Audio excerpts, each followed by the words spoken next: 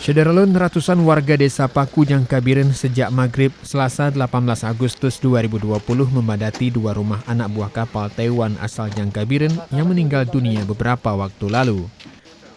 Jenazah dijemput pada Minggu 16 Agustus 2020 dini hari ke Kuala Namu, Sumatera Utara untuk dibawa pulang ke Dusun Barat dan satu lainnya di Dusun Tengku Lilancang, Desa Paku Jangkabiren.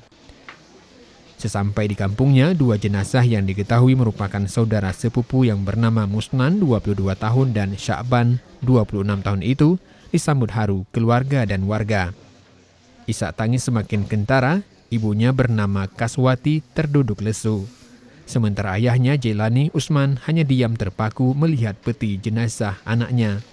Usai jenazah berada di dalam rumah, tim Dinsos Aceh bersama Kadiskes Biren menjumpai pemilik rumah dan perangkat desa untuk menandatangani berita acara serah terima jenazah. Dalam kesempatan itu, tim Dinsos Aceh juga menyerahkan sejumlah uang dan beras yang merupakan bantuan dari PLT Gubernur Aceh. Kemudian ambulan bergerak mengantar jenazah Syakban ke rumah orang tuanya yang hanya berjarak sekitar 200 meter lebih dari rumah Jelani Usman.